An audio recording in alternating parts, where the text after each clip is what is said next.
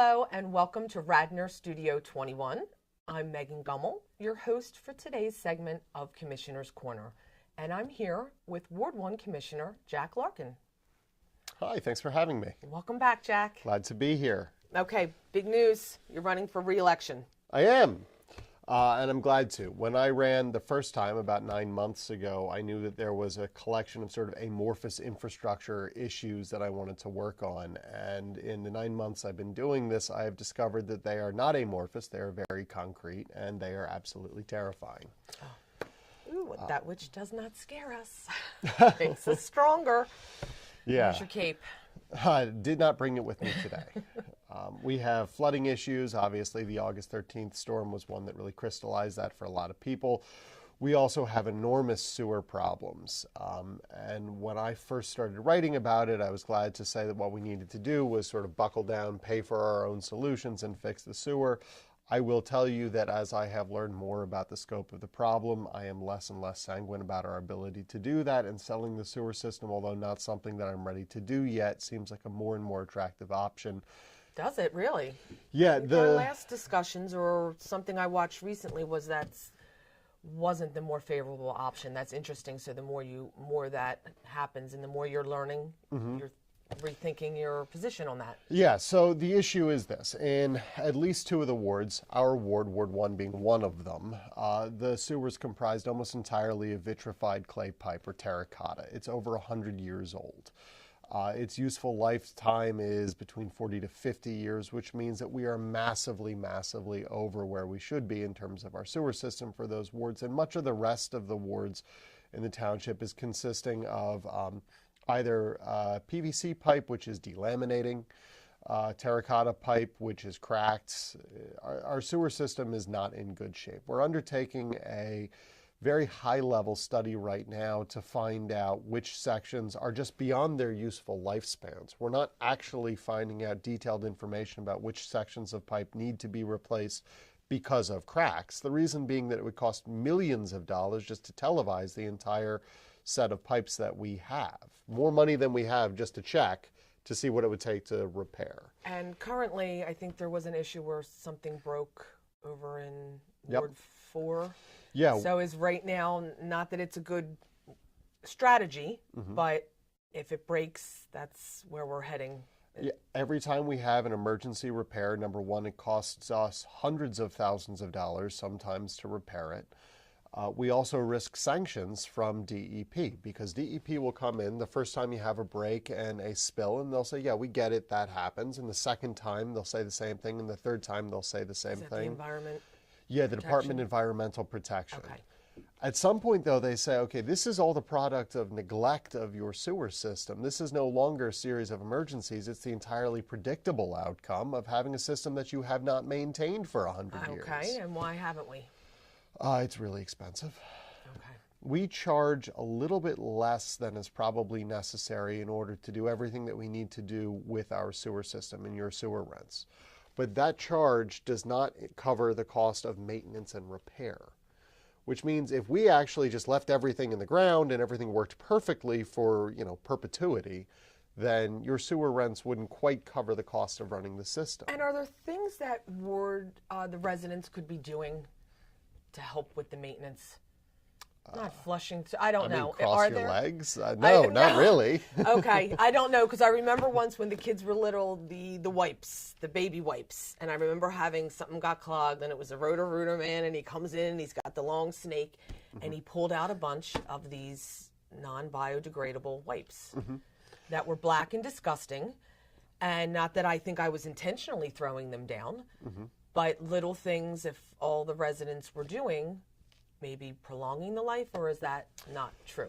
I want to stay in my lane a little bit because Okay. I'm honestly, I don't have the expertise to tell you how to keep the pipes in good condition other than maintaining them regularly. I think that it makes sense to say the fewer things you put down the pipes, the less likely it is that they're going to, action figures, Well, large fair enough. bowling balls, keep them in your house. But realistically, the problem is not one that we're going to solve by just everybody flushing one time less per day. Okay. It's going to be a $10 to $30 million project to redo the pipes. It's not going to be one that we do all in 1 year. It's going to be one that we would have to do over the course of many years. And of course, if we could take that $30 million, maybe more line item off of our budget and instead replace it with a $20 to $50 maybe million influx of cash from selling the system, that's a lot of stormwater maintenance we can do. It's a lot of beautification projects we can do. It's a lot of potholes that we can repair and roads that we can repave. I really don't like the idea of selling a township asset. Number one, I'm opposed to selling township assets, period. I got elected in order to conserve and administer the assets that we have, not to sell them off to the highest bidder. And number two, I really dislike the idea of losing control. Because, of course, when we run the sewer system, we're able to set the prices, which we subsidize right now. The township pays for sewer because, of course, it costs more money to run than we actually charge in sewer rents. We're also able to control development to an extent because we control the sewer. We can decide where there's going to be sewer connections and how. Of course, there's rules governing that. It's not as clear as just we say we're not going to connect you to the sewer because we don't want you. But we have that extra little bit of control. It's one more lever that we have. So I don't want to do that. My position right now is I'm not going to vote for selling the sewer. I'm looking actively for ways to fix the sewer system. We just had a meeting with Gannett Fleming on the 7th about the progress of the survey that they are working on. But I will tell you that I am less excited about the prospect of paying for and maintaining this sewer system than I was previously. Out of your control would be you would sell it if you went that way. And our next topic will be, we're going to talk about money. So you would sell it, possibly. We would get money that would go into the bank account. Yep.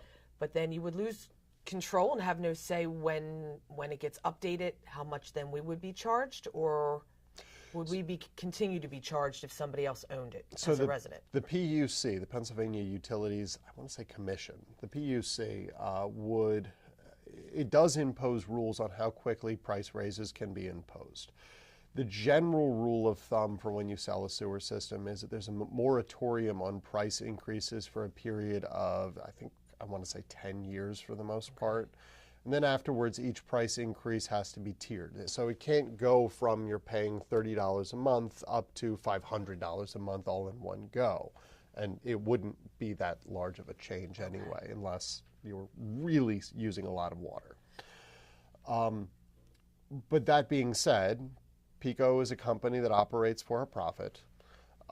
They will not subsidize in the way that Radnor Township has been, which means that the cost of sewer rent will go up. It's just a matter of time. And it will not just go up to the cost of maintaining and operating the system, which is where we should have those sewer rents. It will go up a little bit higher in order to account for a profit margin. And then you couldn't say if they're going to come in and do a sweeping renovation. Correct.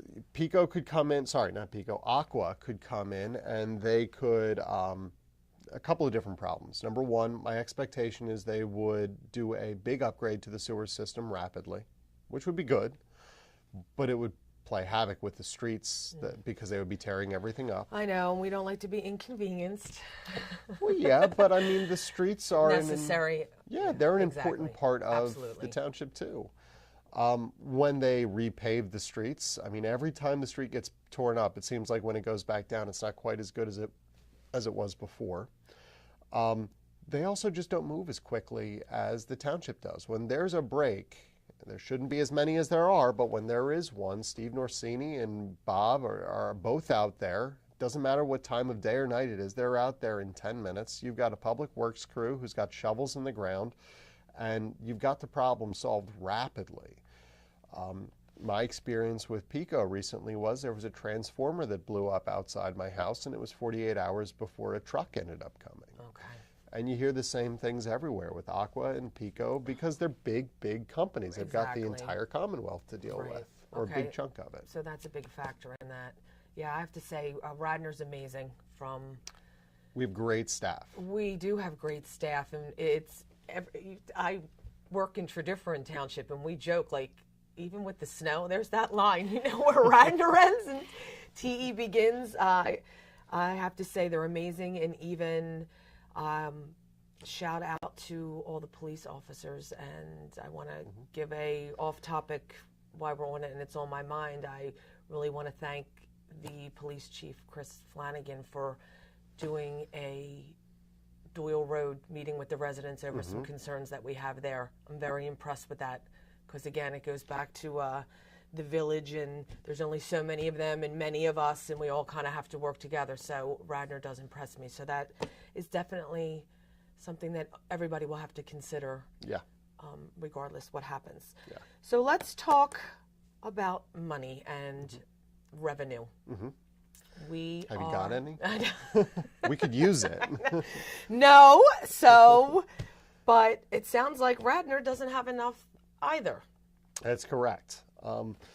So we have a couple of different problems that we're working on this year in a way that we have not historically. The first problem, and this kind of drives everything else, is we do not have the money to cover all the things that we want to do. We want to have a lot of open space. We want to have a fire company that prevents your house from burning down. We want to have police that keep us safe. We want to have a sewer system that we don't have to sell to Aqua. We want to have stormwater relief that deals with the problems with stormwater that we have. And we also want to beautify the township. The Wayne Business District needs a facelift. Not the buildings that are private property, although they could use it too, but literally the portions of the business district that are owned by the township. We own the parking spaces. They're in terrible shape. I didn't pay for my last parking space when I was there. I was there for about 10 minutes because I couldn't find the number. It was so defaced, and I couldn't find numbers on either side of me. You know what? That's a very good point about that. It took me a while to adjust to that because finding the kiosk, it's great, and to drop a quarter in, I think it's very reasonably priced. Wayne Business District means all the businesses throughout it is Radnor, Wayne. Are we, Ward 1 being what I call like the central of the business district, where the theater is, where of course I think that. Right. Are you referring to that now, or are you referring to all businesses anywhere? Even like Garrett Hill, they have that little down the road from You've been listening to Sean. Tunnel. Well, no, my kids play at the tunnel, and we walk down sometimes to the restaurant on the corner, and that's a little area.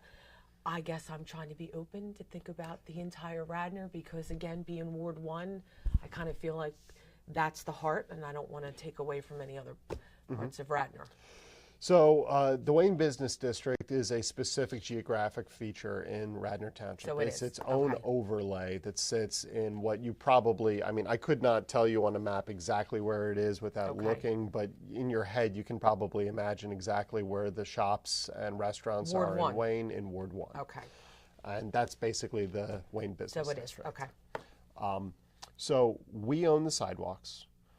A lot of the trees have been taken out and need to be replaced.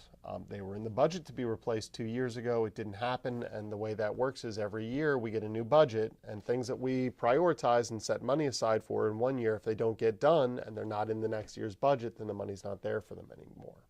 So those trees, which 2 boards ago budgeted for, are no longer in the budget. They're gone. So the sidewalk probably needs to be repaired.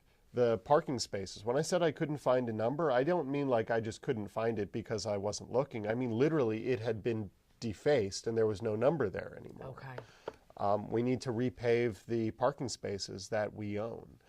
The WBA, which is the Wayne Business Association, has also asked for the township's help in doing some special things that they want in order to beautify that district. They want to run electricity to the trees so they can light the trees. They want to put electric outlets along the walls of the buildings so that they can electrify the outside more easily. They want to beautify the corners. They want to obviously get that whole street repaved because it's a mess. I have a list of requests, which I actually have with me, and I don't want to read them on air because that wouldn't make for good TV, but I am carrying it around with me, and it makes a difference to me.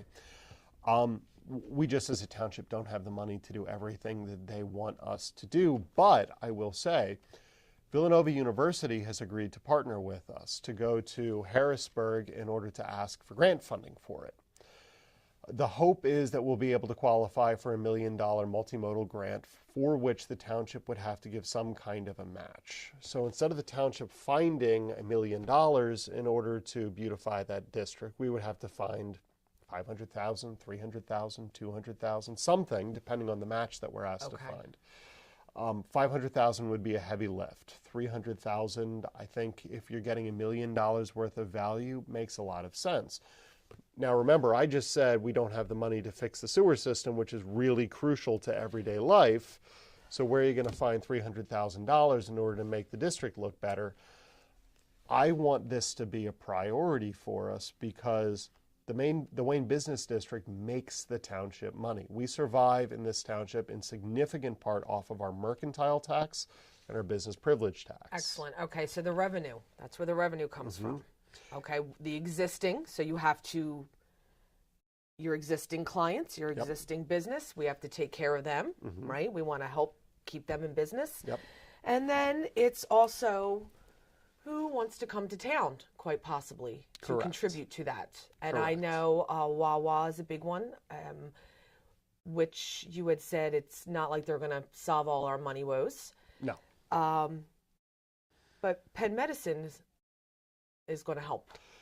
Penn Medicine will help. Penn Medicine is going to be paying taxes in spite of the fact that they're a nonprofit because of negotiations that the board entered into before my time. Okay. So that was a big, big win for Radnor Township. We don't know what the ultimate income is going to be from Penn Medicine. It would be fantastic if they were just going to fix our financial problems and we were going to be able to pay for stormwater and sewer and everything else that we want. The likely outcome, though, is we're still going to have to press on those issues, in part because, remember, the mercantile tax fluctuates. Our business revenues fluctuate with the economy. We received significantly fewer revenues in calendar 2018 than we anticipated that we would, which is why we had to look to taxpayers for that dependable real estate base. Because your home value is appraised. And unless there's a reappraisal, we know exactly what your taxes will be. We can count on real estate income in a way that we can't on mercantile taxes. Okay, so as a resident, and this was an aha moment I had at the end of our last meeting, was I like to support local business. The better the local businesses do, the more they pay in to the township, adding revenue. I also have to weigh those businesses coming to town, and and I talk about how I am next to commercial real estate. I was well aware when I purchased that it has certain things have turned over. I remember being next to, it used to be the Thai pepper, and we bought in February, cold, go out on a hot July day, and all I can smell in the air are egg rolls. And I remember crying, thinking it has since turned over. I'm actually thrilled. It was a restaurant at one point. It's also knowing that businesses come into town, they're going to provide revenue, which quite possibly will keep the taxes low, possibly not raising. I'm more immediately affected. I know with the Wawa coming in, other residents have those concerns, and it's all about balancing how it's going to negatively affect me and local residents as opposed to how it may help the entire town out. And thank goodness Thai Pepper's no longer there. And I'm actually thrilled that they're knocking down that restaurant is going to become the Radnor family practice. Sure. Although, I don't know, going outside and smelling egg rolls sounds pretty great to me. No, it wasn't, because then their trash would even blow into my yard. Well, that's different. And being next to Donahue Funeral Home, I had told you earlier how one of the neighbors had an issue selling because people did not want to be next to a funeral home, and I thought that was interesting. They're great neighbors. I have a parking lot right next to my home. I tend to look at the positive in that, but backing it up years ago, it was a Denny's. If Denny's were coming back into town, I would be very upset. So the Board of Commissioners, although we hand out land development approvals or denials, as the case may be, we don't have control directly over whether or not you get a permit. We're supposed to be in the business of just calling balls and strikes, which means that if you show up and you want to run a business that somebody might find offensive, a Wawa right on Lancaster Avenue at the corner of Aberdeen Terrace, you want to open a marijuana dispensary, you want to open a fireworks store, something that somebody somewhere finds offensive. I don't get to make the decision as a commissioner. I don't want this business in my township. As a result, I'm going to vote no. The rule has to be if you tick the appropriate boxes on your development application, you get your permits from the township. Now, the reality is that for the most part, everybody wants some kind of a waiver from our zoning ordinance or our SALDO, our subdivision and land development ordinance. And as a result, we can say, for the most part, no, we're not going to grant you that waiver, because waivers are largely discretionary. There are instances in which they are mandatory, but for the most part, they are discretionary. So we have a little bit of discretion. But if you show up with what's called a by right plan, where you just comply with all of our ordinances, then we have no discretion at that point, and you get to build whatever it is you want to build. So in order to bring revenue-generating businesses to Radnor Township that help preserve the character of the township, which is kind of code in my head for not generate lots of traffic and overtax our small streets, one of the things that we're looking at doing this year is hiring someone full-time to go and be a Radnor Township cheerleader and bring businesses into the township that would meet those requirements. So instead of waiting until you show up in front of us and then kind of hoping that the undesirable businesses that are going to generate a lot of traffic ask us for waivers that we can say no to, we would instead actively go out and fill those spaces that we have in the township with businesses that are going to generate revenue, that are going to be low impact to the township services and the township streets, and that are going to provide jobs and opportunities for the people who live here. Okay, excellent. How about rental properties? People who own rentals, that's a source of revenue, isn't it? Certainly you need to have a permit. Okay. I'm not sure, honestly, if there's a business privilege tax that goes with rentals. Curious about that. So I loved, in keeping in line with money, I love your stormwater myths in your newsletter. And when we wrap up, I want you to provide how to reach you to make sure everybody gets that. Because these little just tidbits in these, you were addressed the myth that we're hoarding stormwater fees. That has been an issue in the past. We have historically spent fewer dollars than we bring into the stormwater fund, although I've been told that we don't spend any money on stormwater, and that's just not true. Right. So last year alone, highlighting from your letter, we, Radnor, spent $447,370 on maintenance, repairs, and project planning. Correct. Okay, what's interesting, it may seem like a lot, we're budgeted to spend another 2.4 and change million, right, on stormwater projects in 2019. This figure does not include the cost of constructing the flood plan restoration project you've been hyping in the last few newsletters. Yep. Okay, so we're looking forward to moving forward. I think this was everybody's pain point in the past. How many times are we going to talk about it? How many times is it going to go back and forth?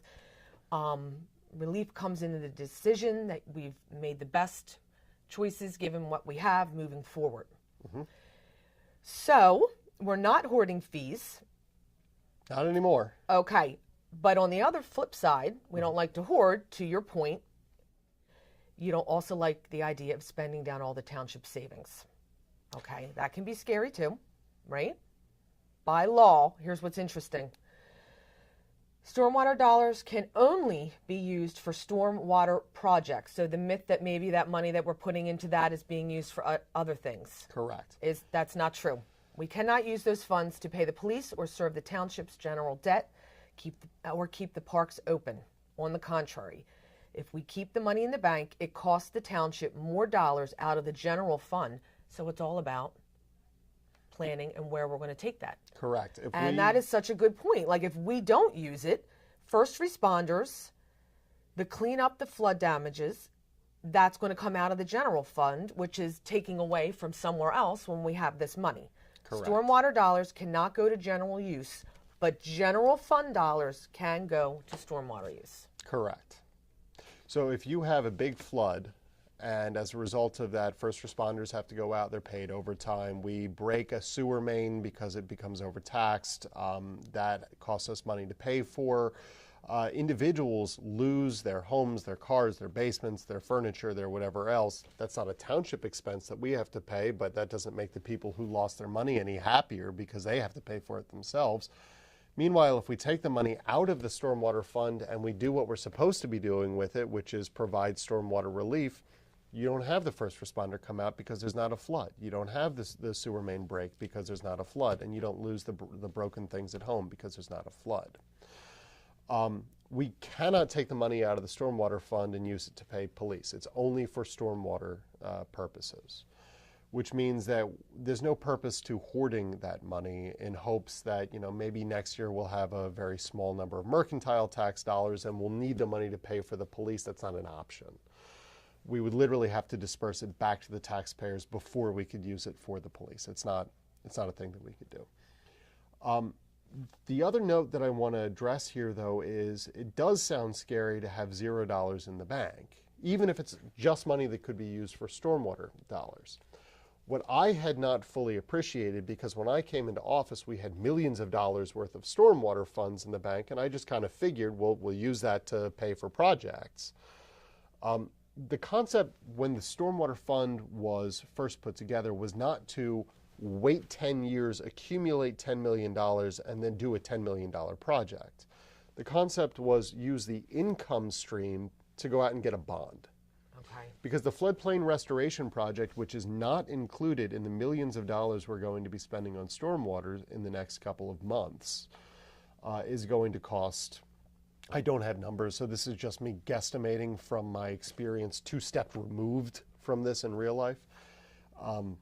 $5–10 million.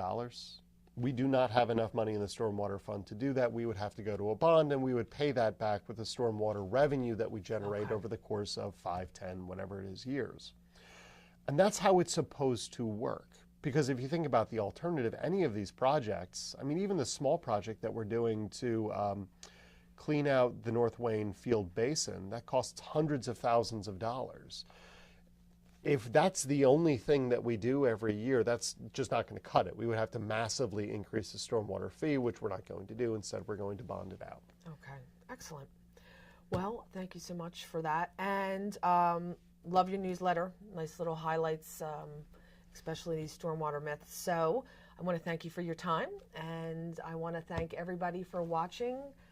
Jack Larkin and I at Radnor Studio 21. And if you have any questions, I encourage you to subscribe to Jack's newsletter, and you can do that by visiting www.larkin4radnor.com. That's larkin4radnor.com. All right. Thank you for watching. Thank you.